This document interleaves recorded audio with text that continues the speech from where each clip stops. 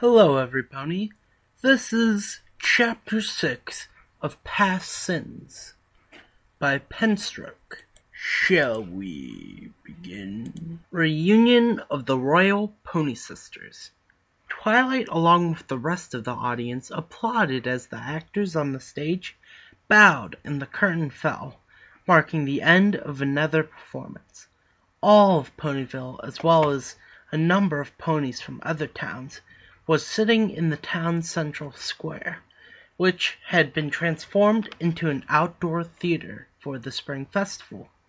A large temporary stage with a professional setup of lights and similar grade equipment had been constructed on one side of the plaza that surrounded the town hall. The rest of the area was packed with ponies and lit by long strings of paper lanterns that arched from building to building. The members of the audience were packed tight and were all eagerly waiting to see the next scheduled performance. Yet Twilight, Spike, and their friends were not amongst the crowd on the ground. Instead, they had been invited to sit with Princess Celestia and Luna in what was being called the VIP section for very important ponies, which had been established on the second floor balcony of the town hall. Oh, that was a funny one. I love the one part where they threw a pie. Pinkie Pie cheered as she bounced on her seat cushion. Yeah, Rainbow Dash agreed as she tried to stifle her giggles. That one just reared back and pow, face full of banana cream. Spike, who had rolled onto his back and was holding his stomach, managed to quell his laughter just long enough to say, "Total riot! Total laugh riot!" Yes, I do suppose it was enjoyable, if a little lowbrow, Rarity remarked, though I particularly liked the joke about the blues music. Really? 'Cause that one was kinda stupid if you ask me, Applejack argued. Must have simply gone over your head. Really? Then wouldn't it have hit her hat? Pinkie Pie asked, making Rainbow Dash snort. Oh, geez, Rainbow Dash laughed. Some ponies should tell those stallions that it should be in that play. The others were giggling, right along with Dash, including Princess Celestia and Luna. While the group of ponies had been a little tense around the Royal Sisters at first, few good performances along with Celestia's casual, friendly personality helped to lighten the mood.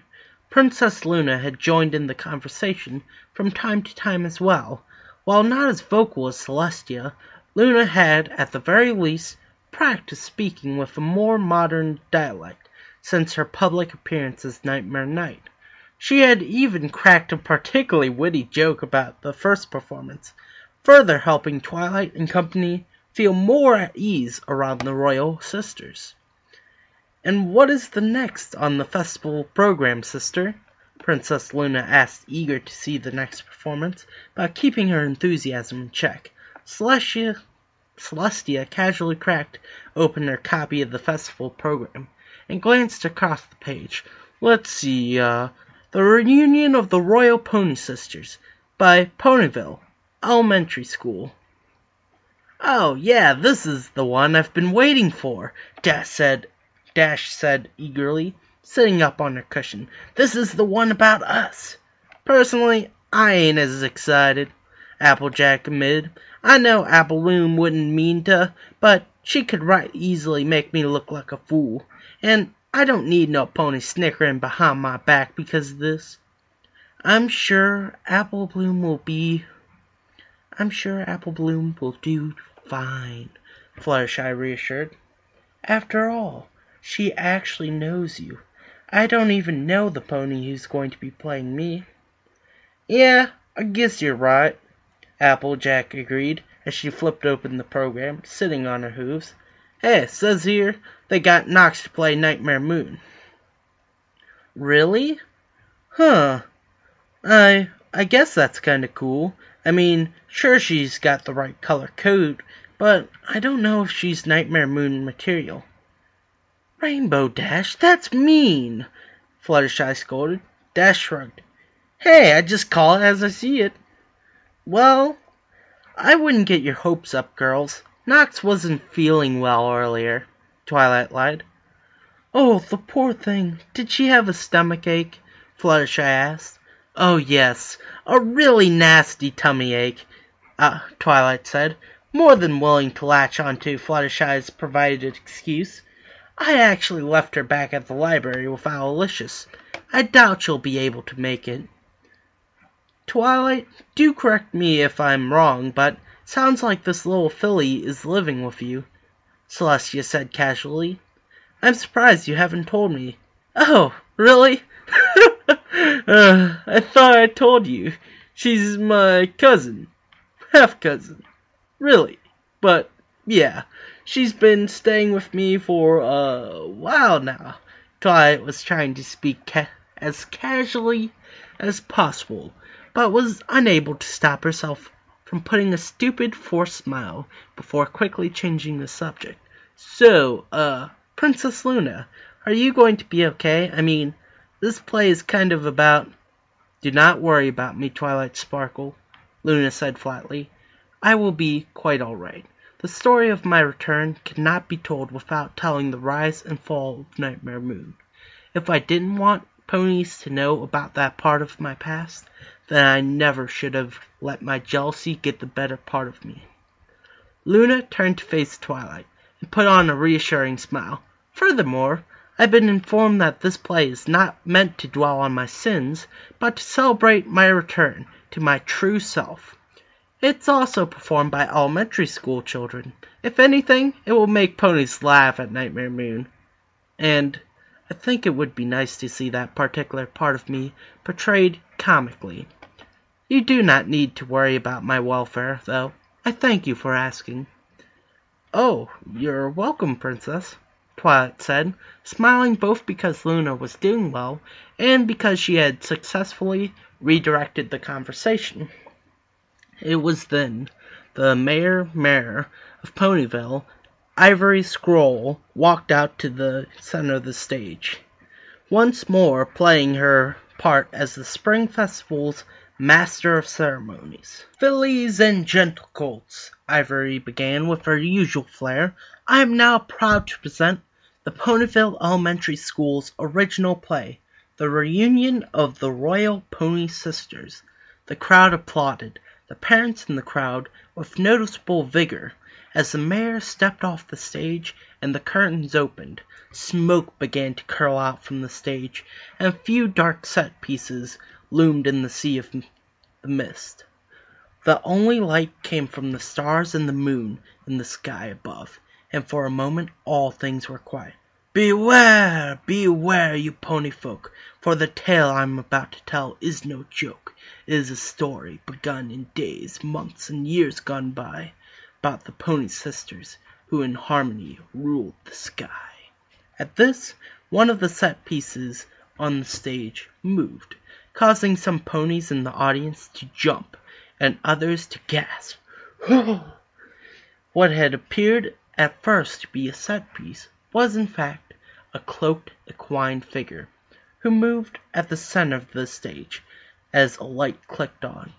The single light cast heavy shadows across the figure, whose body was hidden in the darkness of the cloak, until she lifted a white and black striped hoof. Zecora couldn't help but smile as she removed the hood of her cloak. She looked out across the audience, who stared back at her with varying levels of shock. The eldest did raise the sun, bringing forth the dawn, Zecora narrated. Continuing the performance's introduction, the other brought the moon when the sun to bed had gone.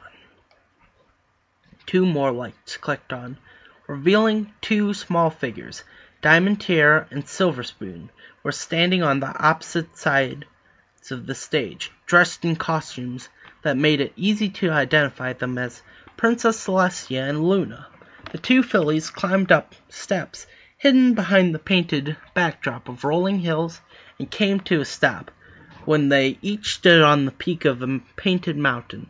At the same time, Zecora retreated from the center stage to continue her narration, while a number of other students came out and began to dance and play. The two sisters brought harmony and balance to the moon and sun, Zecora continued, her voice carrying out over the crowd, though she was currently hidden from view. Beneath their guidance, all different ponies lived, laughed, and had fun. Wow! Zecora is doing a really good job with the whole narrator thing. Oh, that was Dash whispering to Applejack. Wow, Zecora's doing a really good job with the whole narrator thing, Dash whispered to Applejack. You got that right, Sugar Cube. But not all was well. The younger grew envious. To her, the ponies were ignorant and oblivious. They frolicked, laughed, and played through bright days. They lived their lives under the sun's golden rays. Yet they ignored her stars and slept through her night. To her, it just wasn't fair, just wasn't right. While Zecora spoke, the fillies and colts on stage performed the scene. Diamond Tiara, dressed as Princess Celestia, stood proud as the ponies on stage played and laughed. But when she hid and Silver Spoon came out as Princess Luna, the other ponies on stage all quickly pretended to fall asleep, some playfully snoring. In time, it all became too much for the younger to bear. To have her night ignored, to feel as if no pony cared. One fateful night, she did protest. She refused to lower the moon in the west. Luna, why won't you lower the moon? It's time for the sun to come up, Diamond Tiara said, overextending the words as she gave a very forced, regal tone to her voice. She and Silver Spoon were facing one another from opposite sides of the stage, standing on wooden steps, hidden behind plywood mountains. Below them, their classmates continued pretending to sleep, as if ignorant to what was going on. I am tired of no pony singing my night, Silver Spoon shouted back while she faked a regal tone. I worked so hard on it, and all they do is sleep through it. It's beautiful, but no pony ever sees it but me. Well, Diamond Tiara stammered. Looks like some pony has Looks like some pony has forgotten her lines, Rarity whispered. Personally, I don't think it could have happened to a nastier filly. Well, what else are ponies supposed to do? It's too dark to work at night and, it's too bright to sleep during the day, Diamond Tiara finally answered. This caused chuckles to go through the audience, Luna herself snorting.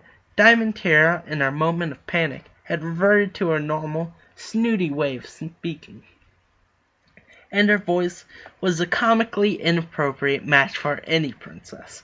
Celestia just smiled and took it in good humor. She even chuckled under her breath. I don't care, Silver Spoon yelled, able to remember her lines better than Diamond Tiara. I won't have my work be ignored any more. They are going to see the majesty of my night, whether they want to or not. But sister, Diamond Tiara called out, only for her voice to fall silent as the light on Silver Spoon grew dark and Zecora began narrating again. But it was too late for kind words to soothe the younger's heart. Too deeply had she been hurt by the ponies who ignored her sky-bound art. The bitterness inside her twisted and wreathed and contorted to the point that even the princess's exterior became distorted. Gone was her gentle visage in the emotional monsoon, leaving behind only the dreadful nightmare moon. The light on the right side of the stage clicked on again, and gasps cut through the audience. Silver Spoon had been replaced by another little filly, one with an all-black coat and supposedly fake wings that were stretched high and held perfectly still. On her flank was a fairly well-painted crescent moon cutie mark, and the fake armor she wore looked genuine from a distance. The most convincing part of her costume, however, were her eyes. They were shaped like a dragon's, with brilliant turquoise irises and whites that were a lighter teal. "Hey, look! Nox made it!" Applejack whispered energetically. "Sweet apples, that little filly does pull off a convincing Nightmare Moon." "Oh, yes, of course," Rarity agreed, glancing nervously at Twilight. "She's positively a doppelganger." Celestia leaned over to whisper to Twilight. "And it's good to see she's over her tummy ache. Must have just been pre-show butterflies." Yeah, butterflies," Twilight answered weakly, suddenly feeling as if she was about to lose her lunch. Nox looked at the audience and realized just how many ponies she was standing in front of. She instinctively closed her eyes and struggled against a growing temptation to hide. She had been so excited about the play, so excited to do the story, and so excited to make some new friends, that she hadn't realized that they were going to be this many ponies watching her. Nox licked her lips and swallowed, thinking about her friends. She had just gotten herself in deep trouble with Twilight for them, and she wasn't going to let them down now. She just had to get through her lines, and she had practiced those lines so many times she could recite them in her sleep. She just needed to take a breath and say them. Never again will ponies of Equestria see the sun. I hereby declare that this night shall last forever! Nox boasted, through her fake evil laugh. At the end did nothing but draw a small round of laughter from the crowd. It, however, wasn't the mean, mocking laughter of bullies, but the kind, supportive laughter of ponies enjoying her performance. It was laughter that gave Nox more courage. She could do this, and she would do this, because she was already in trouble for it anyways. Yet, while the laughter gave Nox courage, the reaction of the crowd baffled Twilight. Why hadn't an angry mob formed? Nox looked too much like Nightmare Moon, but no pony seemed to take the resemblance seriously.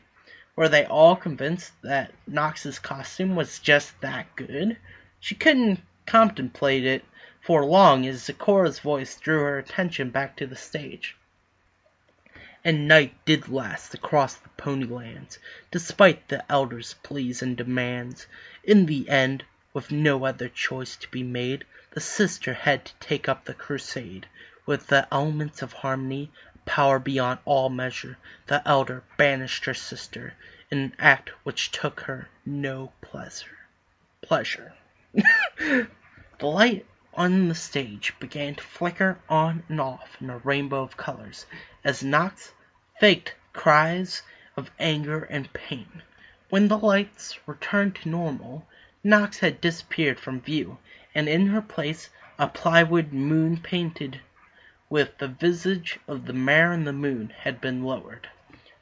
To the moon was the younger one then sent, so that the ponies of Equestria she would never again torment.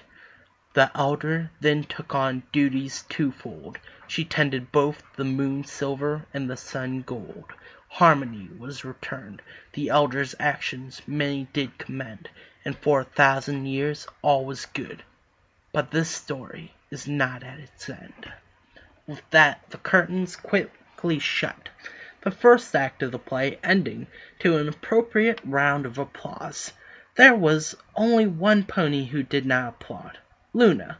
While she had enjoyed the children's performance, she had sunk down into her seat when the filly playing Nightmare Moon had appeared on stage. Luna hung her head and stared at her hooves, as memories of that particular moment in her life came rushing back like angry spirits. Before Luna could get too lost in her own thoughts, she felt a very gentle touch. Looking up, she saw a large white wing gently draped over her shoulder. "Are you going to be okay?" Celestia asked, very quietly, using her wing to gently hug her younger sister to her side. Yes, I'll be all right, Luna replied, resting her head on Celestia's shoulder. Thank you, sister. While the play had the level of professionalism that one would expect from something put on by colts and fillies, the crowd as a whole was enjoying it, even those who weren't parents. The first scene of the second act involved Twilight meeting up with her friends and Nightmare Moon's return. That led into the second scene, where Twilight and her friends faced the trials within the Everfree Forest. Of the crowd, Twilight's friends seemed to be enjoying it the most. Dash was thrilled to see how awesomely she was being portrayed by Scootaloo, while Applejack and Rarity were satisfied by how well their little sisters were acting. Dinky Doo put on a fairly good impression of Twilight, though she tripped on her lines occasionally. Pinkie Pie, however, seemed to have the widest grin of all, just from hearing her song about giggling at the ghostie being sung on stage. Twilight even found herself able to enjoy the play, though not until her concerns had calmed from a boil to a simmer. She was still going to scold Knox at the first opportunity for not only disobeying her, but also for forgetting her glasses. Still, so far, nothing bad had happened. Princess Celestia and Luna hadn't winged down to the stage to capture Knox, and no angry mob had formed out of the audience. They all just thought Knox had a great costume, and Twilight wasn't about to give them a reason to think otherwise. So, for the moment, Twilight could only sit and watch. The performance was now entering the third scene of the second act, and the climax was about to begin. The backdrop had changed to resemble the interior of the old castle, and Zecora began her narration once more. And with the final trial past they did arrive. They could plainly see the elements they hoped to revive. Zecora said, as the 6 ponies playing Twilight and her friends stepped into view and drew close to the wooden pedestals that held the fake elements of harmony. The elements of harmony! We found them! Dinky Doo cheered as the group of young actresses moved forward. Unlike the real elements, the fake ones were set on pedestals low enough to the ground that the little fillies were able to reach them without being able to fly. As the other fillies worked to take the stones down, the one playing Pinkie Pie began to point and count the stones. 1, 2, 3, 4. There's only 5. Squee! Pinkie Pie whispered, trying to keep her voice down, but finding it difficult. I said that. This is so cool. They got everything just right. That's mostly because of you, Sugar Cube, since you somehow remembered everything we said. Oh, that was easy. I just read the transcript. You read the what now? Shh, I'm trying to watch, Dash grumbled, as she continued to watch the stage intently. Where's the 6th? Scootaloo asked, as she and the other fillies looked around. Dinky Doo moved closer to the 5 fake elements. The book said when 5 are present, spark will cause the 6th element to be revealed. What the hey is that supposed to mean? Apple Bloom asked, pulling off her sister's thicker accent fairly well. I'm not sure, but I have an idea. Stand back. I don't know what will happen.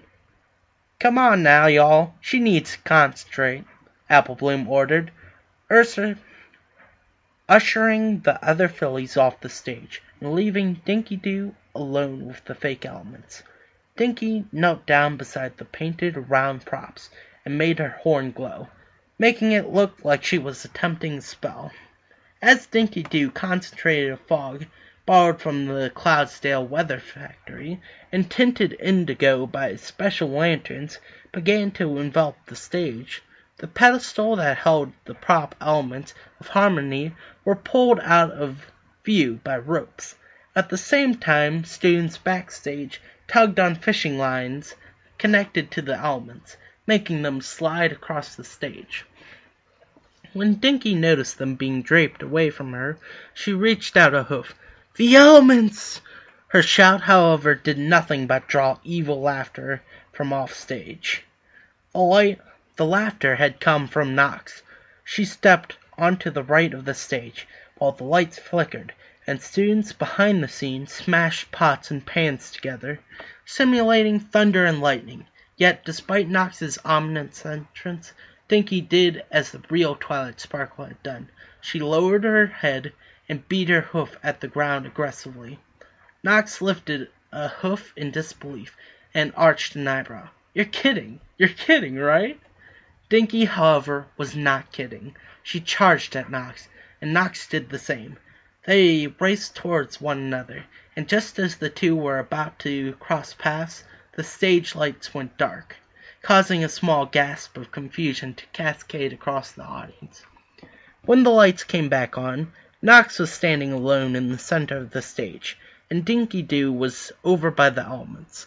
Her horn was glowing, while some of the backstage students covered and uncovered theater lanterns in an attempt to make it look like the elements were beginning to activate.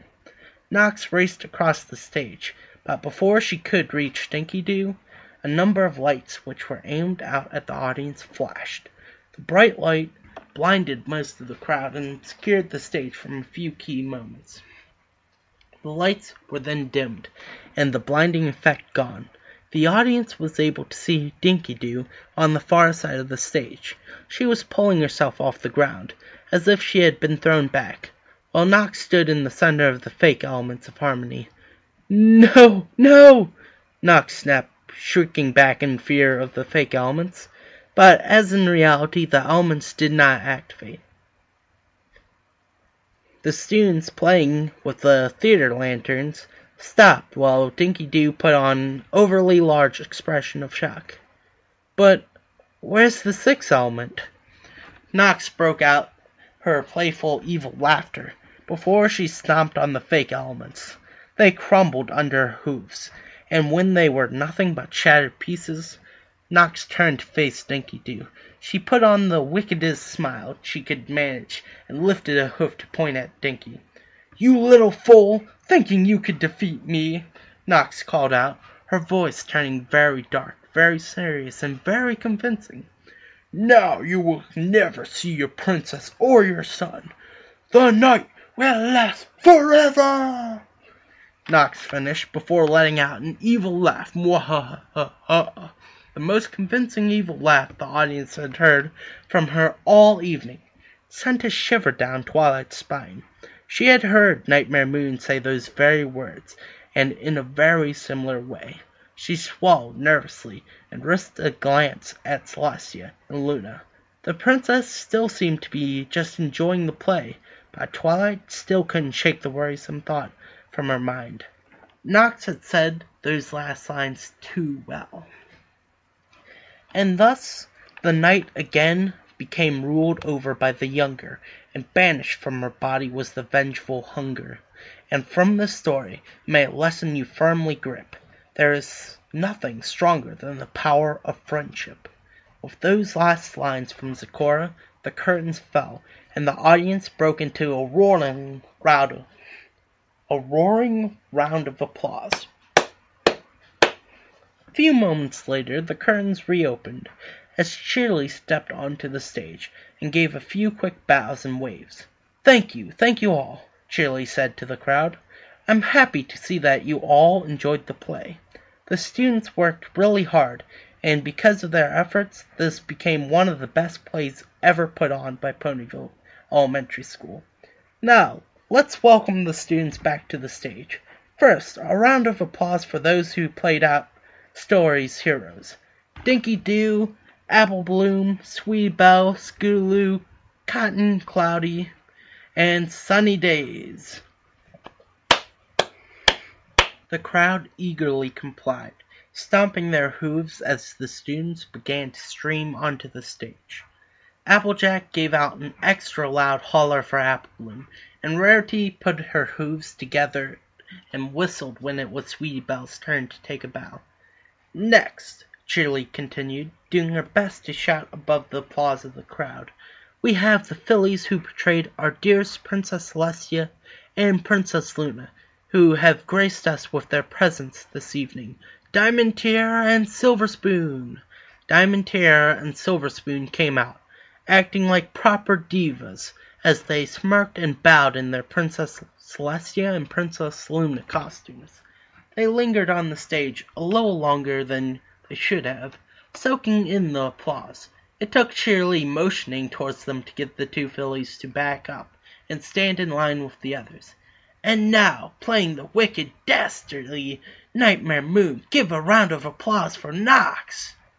Twilight was shocked when the crowd cheered loudly as Knox walked onto the stage. The cheering only slightly quieter than the applause had been for Dinky-Doo and the other fillies who played the main characters in the play. Still, the applause Knox was receiving was louder than what Diamond Tiara and Silver Spoon had received, and by the looks on their faces, the two snooty fillies knew it. Twilight couldn't help herself from applauding either. Even though Knox was still in so much trouble, Twilight even heard a whistle come from her side, and when she turned to look, she saw it had came from Celestia. Even Luna was applauding, despite the fact Knox had been portraying something that she probably wished to forget. Did the two princesses really just believe Knox was in costume? It was a miracle Twilight would never have believed possible. Knox shakily bowed before stepping back to stand with the rest of her class. Shirley proceeded to introduce the rest of the class. She then called the names of some students a second time, letting them step forward and take credit for the work they had done, making costumes, constructing set pieces, or working behind the scenes. The final two ponies invited up were Lyra and Zecora. Lyra was thanked for her work composing the play's music, and Zecora, of course, devoted a round of applause for her expert narration. The final mare to be credited was Shirley herself. Zecora introduced her to the crowd as the playwright and director, and with a small blush, she bowed to many applauding ponies. After that, the whole cast bowed a final time. The stage curtains closed, and the Spring Festival entered an hour-long intermission. "Mommy!" Dinky-Doo chirped as she ran up to a gray-coated, blonde-maned Pegasus. "Did I do good?" "You were wonderful, Muffin," Ditsy-Doo replied, giving her little filly a nuzzle and a hug. Twilight passed by the warm scene with Rarity, Applejack, and Rainbow Dash as they moved backstage to where the students were getting out of their costumes. It didn't take long for the quartet to find the fillies they were looking for. Applebloom, Skooloo, Sweetbelle, and Knox were drinking water from paper cups. The three of the fillies had already gotten out of their costumes, while Knox was still completely in hers. "Darling, that was positively fabulous," Rarity chimed, alerting the four fillies to the group's approach. Applebloom, Skooloo, Sweetbelle all quickly turned and ran over, grinning ear to ear. Knox, however, hung back and tried not to meet Twilight's gaze. "Really? Was it good?" Sweetbelle asked. "Positively pitch perfect," Rarity assured. "Yeah, big props, Skooloo. You got me down pat. Oh my gosh, oh my gosh, oh my gosh, oh my gosh, oh my gosh." A few more times, but yes.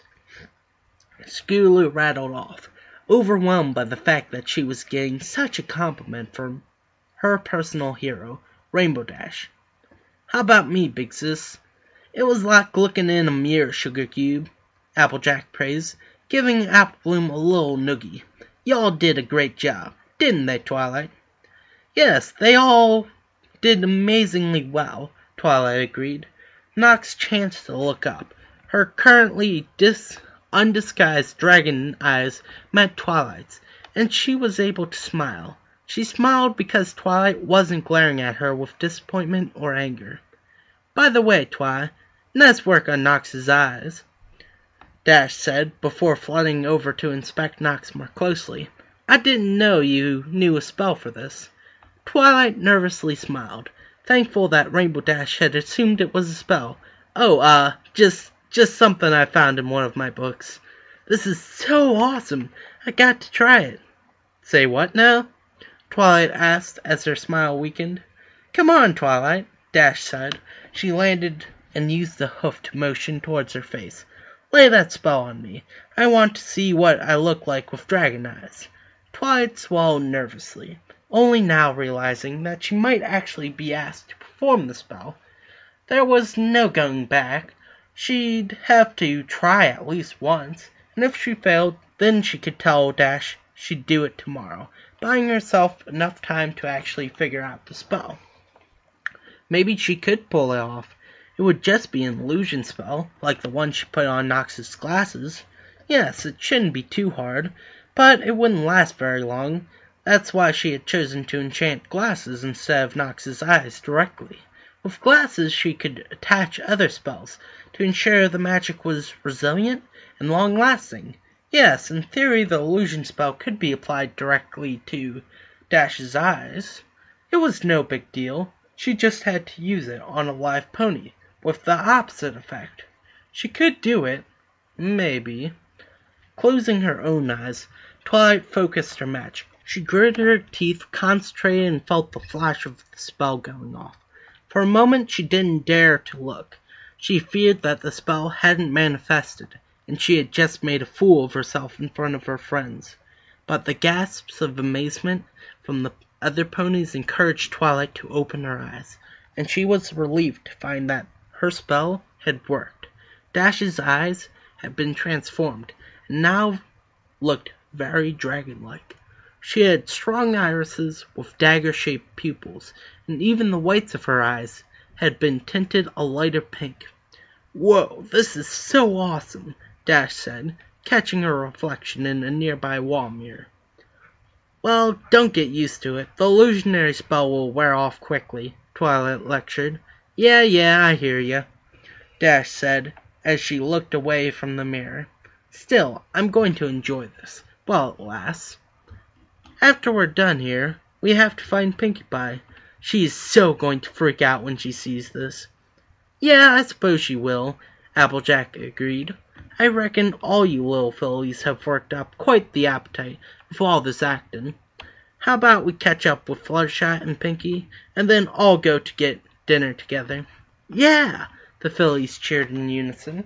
"Sounds good," Twilight agreed. "Why don't you go on ahead and find us a place to eat?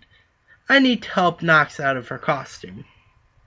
The others nodded in agreement and headed off stage to begin their search for food. Twilight waited until her friends were out of sight before she turned and arched an eyebrow and tapped her hoof as she gazed expectantly at Nox. "I'm in trouble, aren't I?" Nox asked. Yes, you are. You did disobey me," Twilight said firmly, though the frown on her face was soon replaced by a smile. "But you were right. It wasn't fair of me to try and keep you from the play, and you did a good job." Really?" "Yeah, really," Twilight reassured, as she muzzled Nox before stepping back. "But now, would you mind telling me why I can see your real wings, and why you don't have your glasses?"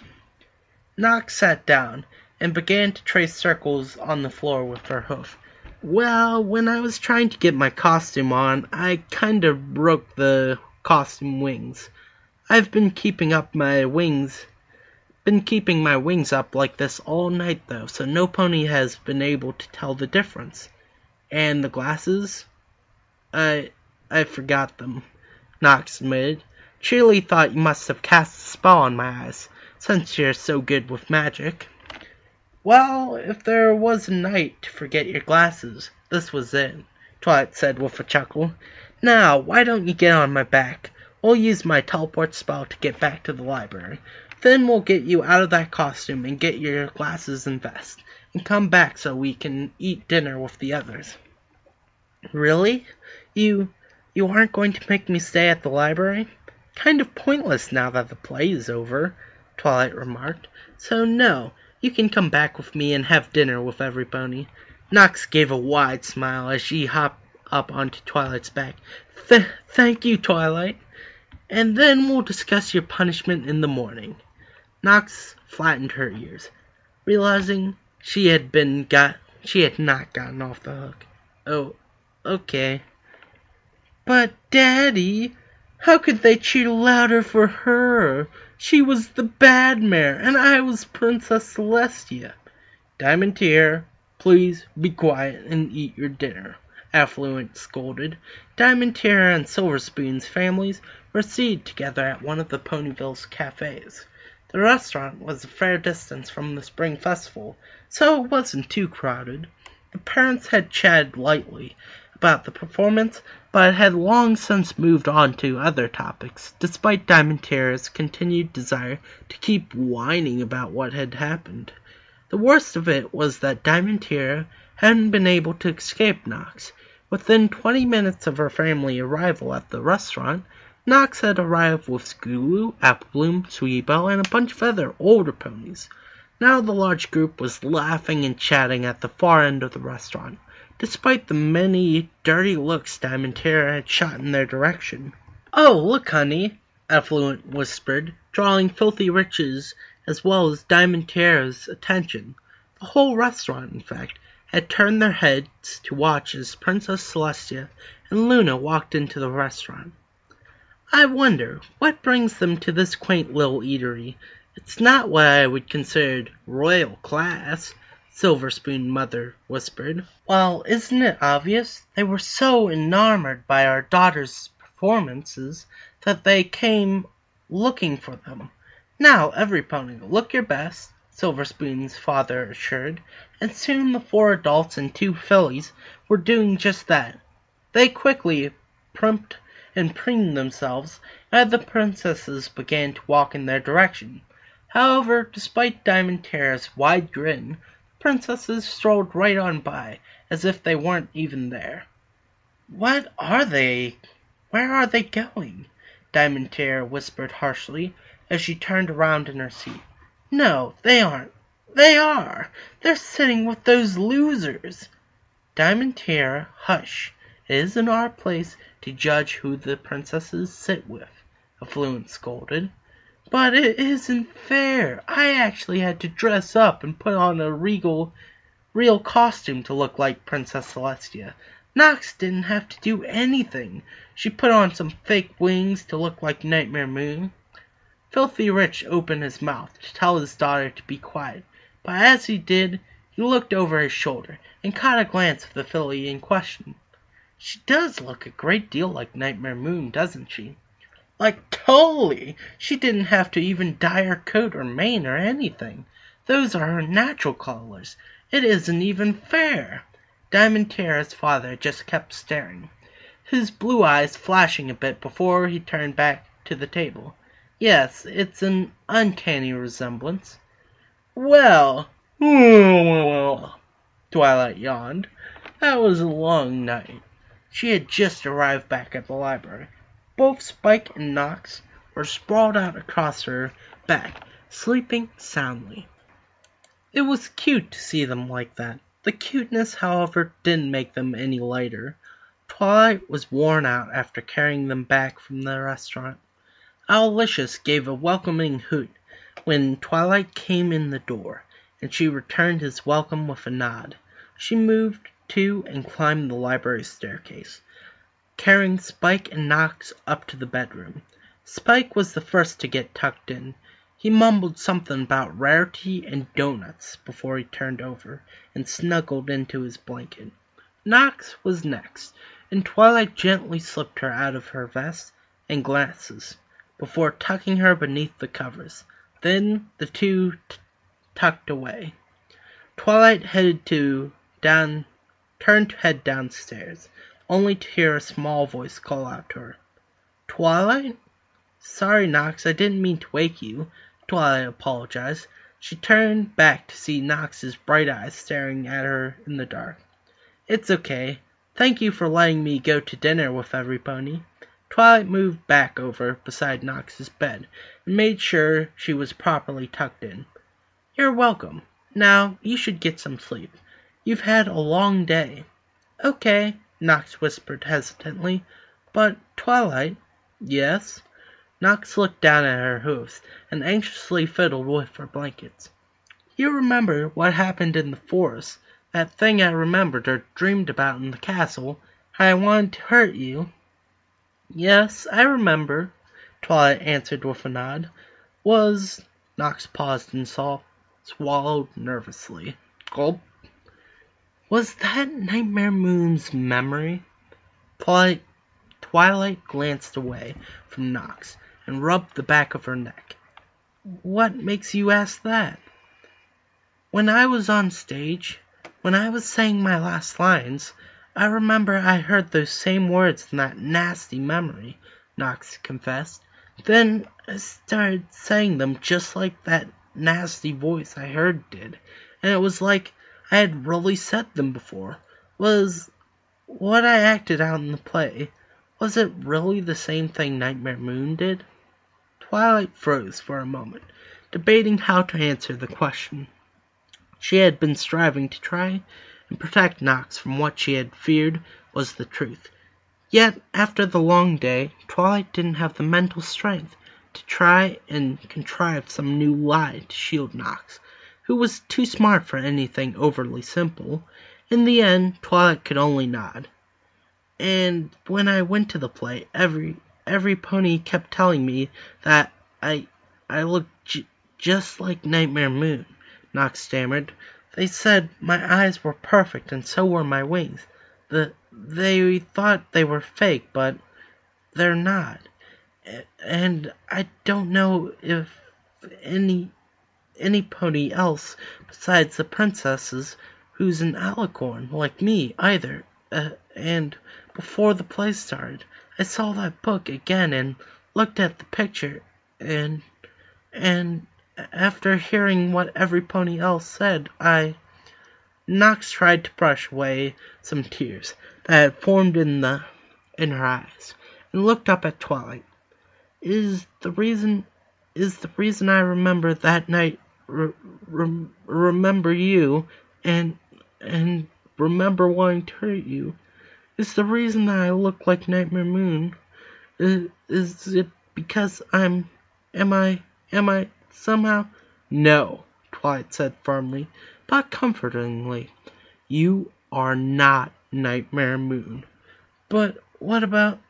Twilight gently shushed Nox and sat down beside the small bed before gathering her thoughts. Nox, I know you may not understand all of this, but I think you deserve to know the truth. Or at least what I think the truth is. You remember where I found you in the Everfree Forest? How at the time you didn't have any memories before then? How you didn't even have a name? Nox nodded silently. Twilight exhaled, trying to figure out how to word her explanation properly. Well, I think that is because that was where you were born, and because you had only come into existence a few hours before I arrived. You weren't even a pony until the first moment you woke up, tangled in that bush. What do you mean? Stammered Nox. Nox, I believe you were created by a spell. A spell? Nox asked, her eyes wide with confusion. Twilight nodded. You see, there were some very mean, very evil ponies who I believe were trying to bring Nightmare Moon back. Nox sat up in her bed, pulling the covers up to her neck. Why would they do that? I don't know, but that's what I think they were trying to do. They pony-napped me, and while I wasn't able to really see or hear what was going on, I know what I felt. When they started to cast the spell, I felt powerful, magic.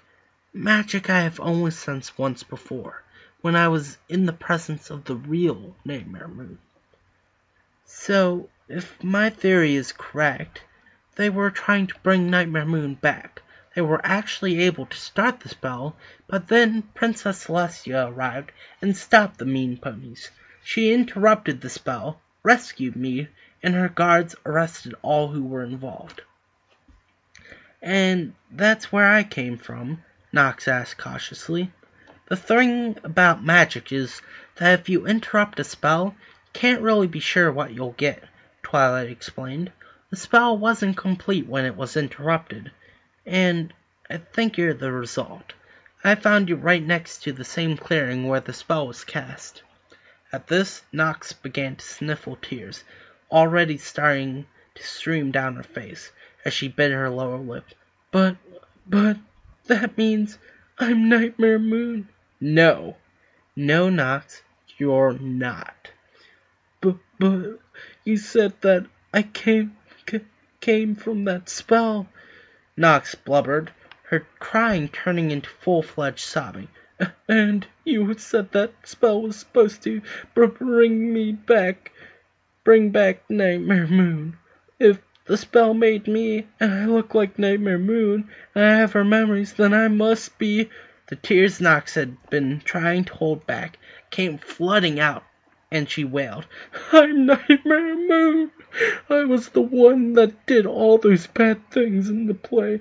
I banished Princess Celestia, the sun, and those poor guards with lightning. I broke the elements and tried to hurt you and your friends. I'm a monster. I'm a bad pony. Before Knox could continue her breakdown, Twilight brought her head close and nuzzled Knox's neck, while she used a hoof to gently rub Knox's back. Knox responded by hooking her little front legs around Twilight's neck, hugging her tightly and continuing to sob. Knox, you are not Nightmare Moon, Twilight assured, her voice both comforting and firm. But you do look like her, and you do seem to have some of her memories, Twilight admitted, but, Knox, you are not Nightmare Moon. What you are is perfectly normal, wonderful little filly.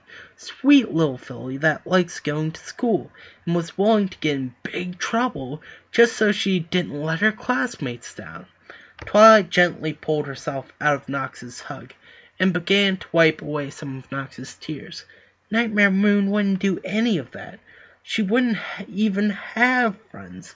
Nightmare Moon was a bitter, vengeance-driven pony who was willing to doom Equestria to eternal night just because ponies didn't stay up to look at the stars.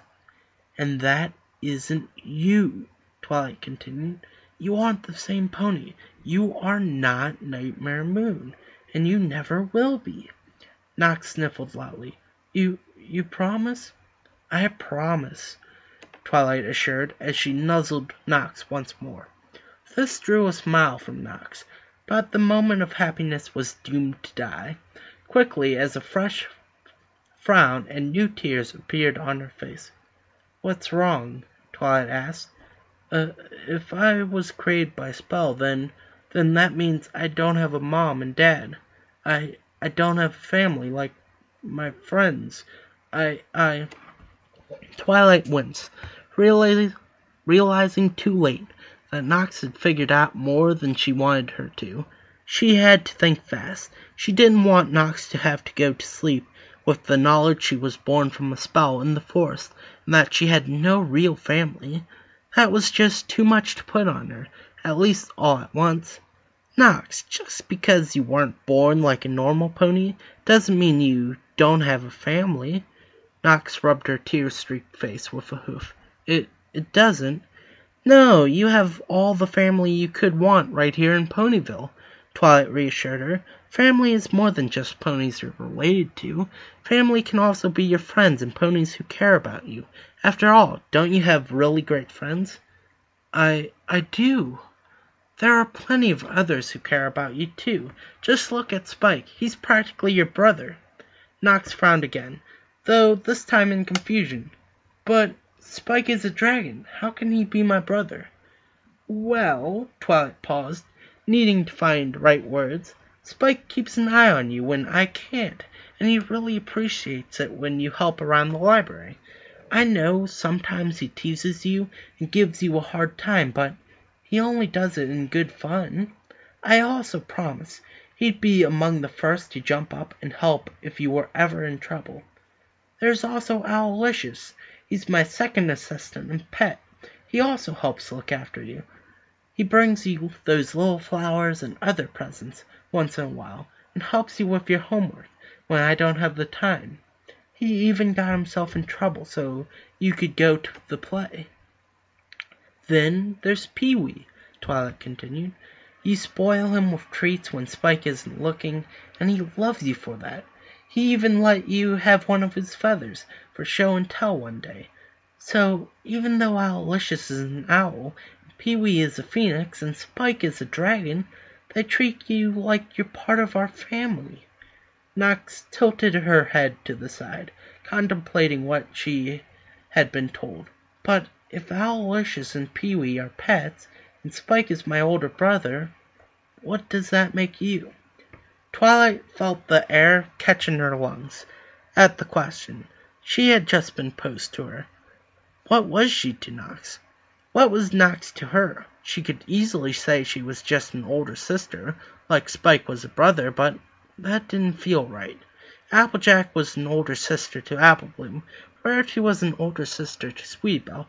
Both of her friends had shared some responsibility in raising her younger sisters. Applebloom and Sweetbelle got on Applejack and Rarity's nerves from time to time, and once in a while Applejack and Rarity had to rein in Applebloom and Sweetbelle. They had sisterly relationships, but that wasn't the kind of relationship she had with Knox. Twilight began to think of all the things she had done for Knox since her arrival. She had sent her to school, read her bedtime stories to her, made her meals. She helped Knox catch up to the rest of her class, and tended to Knox when she was hurt. Most of all, Twilight thought of the day Knox got lost in the Everfree Forest because of Diamond Tiara and Silver Spoon. Twilight had never been so furious or worried. She was really on the verge of turning those spoiled little brats into cacti. And yes, one could argue protecting a filly of such force was something a big sister would do. Applejack would have probably beaten the tar out of Affluent for trying to defend what Diamond Tiara had done, but sister just didn't seem to fit. Twilight felt Knox was more to her than a sister. Knox depended on her. If it weren't for her, Knox could have easily died in the Everfree Forest. No, Twilight was no older sister to Knox. But there was another name that seemed to fit, one that slowly floated to the top of Twilight's mind. "Well, Knox, if I was really honest, I'd say that I'm—" The words caught in her throat, and Twilight swallowed to force down the knot before saying, "I'm like, well, your mother." The word hung in the air, and to Twilight it felt like the rest of the library had gone silent. She watched Knox, gauging her reaction as it moved through several stages. First, Knox looked shocked. Her mouth hung open in disbelief. Then slowly a weak but honest smile formed. "You really want to be my mom?" "I'd love to be your mother if you'd let me," Twilight said, leaning her head in close, so she was at eye level with Knox. Knox's answer was not in word, but in gesture. She sat up in her bed, and before Twilight knew it, Knox was once again hugging her neck. She nuzzled the side of Twilight's face, and her voice trembled a little as she whispered, I would love to have you as my mother. You're the best mom ever." Twilight's lip trembled, and her eyes started to tear up. Even though she was smiling ear to ear, she brought her own hooves up and returned Knox's embrace. The pair remained like that for several seconds, until finally Knox once more whispered quietly to Twilight, "I love you, Twilight." I love you too, Knox," Twilight replied, as tears started to roll down her cheeks. She gently pulled herself away, quickly rubbing the tears off her face with her forelegs, before using her magic to tuck Knox back into bed. "Now, it's time to go to sleep." "Okay," Knox replied, before she yawned and snuggled into her bed. Twilight smiled, and thinking of her own mother, bent forward and gave Knox a gentle kiss on the forehead as she drifted off to sleep. Sighing contentedly, Twilight stepped back from the bed and moved towards the door as quickly as she could. It wasn't the way she had expected to be called Mom for the first time. She had always thought she'd have a husband and a filly of her own some day.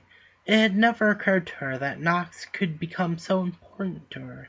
Still, Twilight realized that she had really been acting like Knox's mom for a long time.